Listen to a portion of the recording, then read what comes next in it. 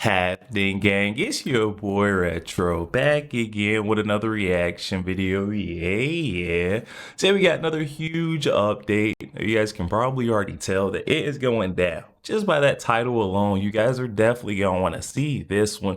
So we're witnessing countries already starting to retaliate against Donald Trump's latest move, slapping those tariffs on these countries in order to bring about some sort of fair trade in the United States. We got China making the first move against the United States in this one, guys. And I'm excited to get into it. So we're not straight into it. I'll ask that you guys please smash that like button, hit that subscribe button. And without further ado, let's get straight into it, folks. Check this one out.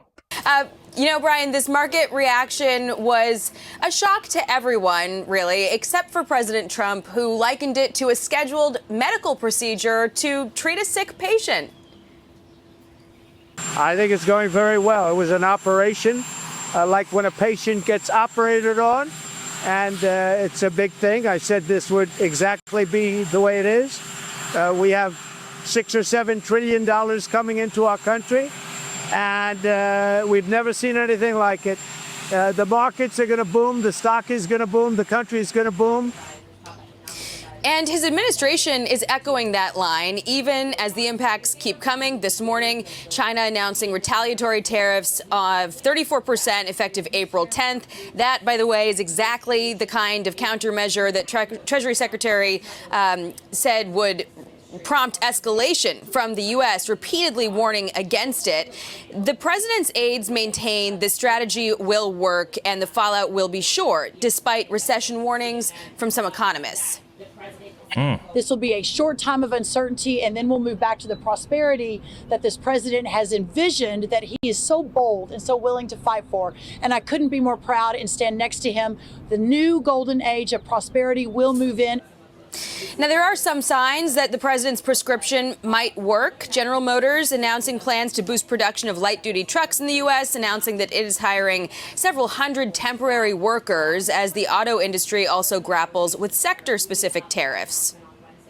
The renaissance of American manufacturing coming because Donald Trump is bringing them back. He's driving them back. $6 trillion, he said today, he's got committed to America. It's unbelievable. And other countries are also responding. Mexico and Canada both hastening negotiations with the U.S. toward a new USMCA trade deal. Eric Trump posting to X, "I wouldn't want to be the last country that tries to negotiate a trade deal with Donald Trump. The first to negotiate will win. The last will absolutely lose. I've seen this movie my entire life." Meantime, Democrats are sounding off about the inflationary impacts of this plan in the House, planning to force a vote to try to kill the tariffs entirely, guys. All right. Thank you so much. Jackie. Brian? So this just came across, guys. So China officially has retaliated. You know, when you put the fentanyl penalty along with the tariffs issued yesterday, we have tariffed China over 50%. They have just responded. They don't want to be bullied, air quotes. They with the 34% tariffs. They also listed 11 American companies of so-called unreliable entities. And they're going to halt chicken imports, too. Listen, we get a lot more from them than they get from us. Yeah, and drone companies, which a lot of it's going to hurt the defense industry, too, because a lot of the parts that we use, sadly and astoundingly, that our Pentagon uses are from parts and materials that we get from China. So this is a big wake-up call. The other big story is pharmaceuticals are going to be targeted as early as today. Why? Remember, we don't make any drugs here, but yet we use them all. So how do you bring manufacturing back? Well, if you're in Ireland, there's no reason to come here. It's at 0%. But now we're going to start bringing them back as tariffs hit. Lastly, about China, it looks like we're going to tariff third parties that buy Venezuelan oil. Guess who buys Venezuelan oil? China. So they could be hit in the oil pocket, too. Well, Brian, I think the statement that they produce and they're being bullied is comical. They steal products. They use slave labor. They spy on everything that we do, especially if you're a company there, you got to turn over all your data to them as well. And they use that to build up. They're funding some of our enemies as well. So if it's anything anybody getting bullied is the United States. We finally, And you got to think about that, guys. Just let that sink in. Let that sink come on in. Yeah, we may import way more than we export over to China, but it's because they have tariffs already in place on us. It's not fair. It's not equal. It's not worth it for us to export goods into China because they already slapped that tariff on us. Donald Trump's just trying to even the playing field a little bit, bring back fair trade as we know it.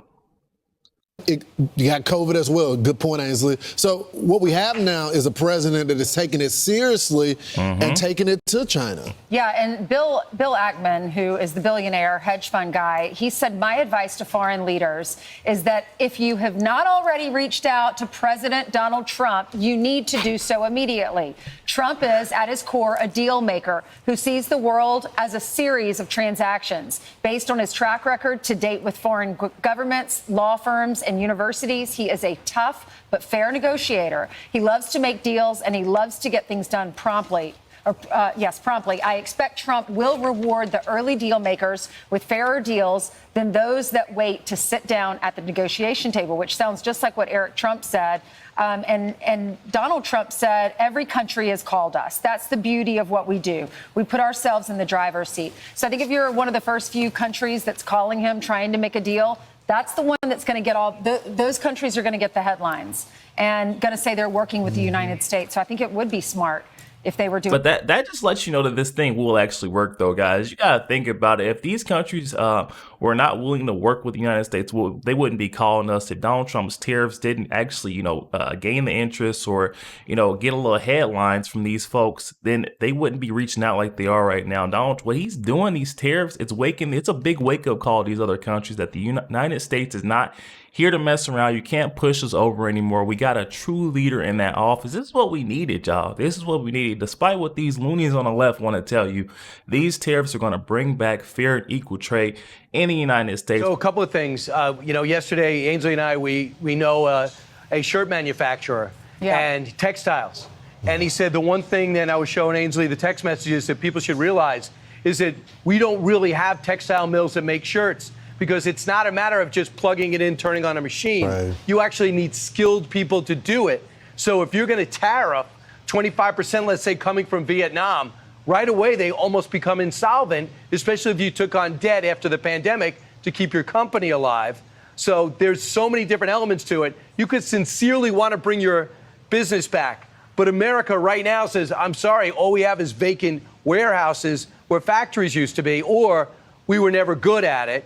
Ethan Lane, the senior vice president of government affairs, exporters, said doesn't love tariffs, but understands what Trump's doing.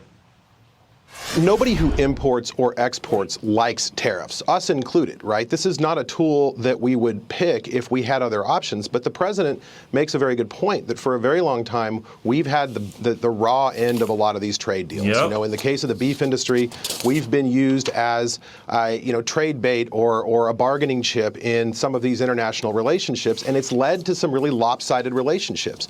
And our hope here is that the president can use this tool to square up the deck and get us a little bit of a better deal with some of these trading partners so that we're not balancing the backs of these different trade balances on U.S. farmers and ranchers. So, we're hopeful this happens quickly and that we can get back to some low tariff trading with our neighbors and our partners.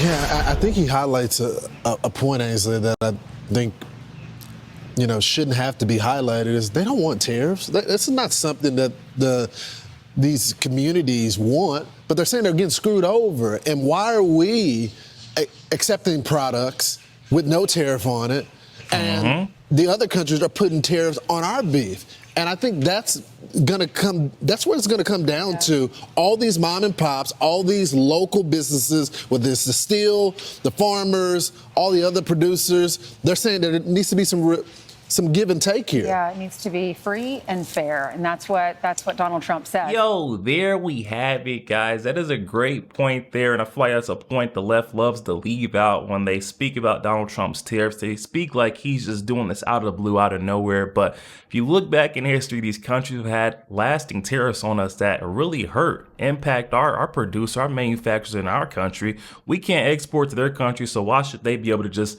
send their stuff in our country tariff-free? That's not the case, guys. So happy to see that Donald Trump is making it happen and getting it done. This is what true leadership does. Guys, definitely hop in the comment section and let me know your thoughts. Also, make sure you guys please hit that like button, that subscribe button. If you didn't enjoy more content like this, catch you guys on the next one.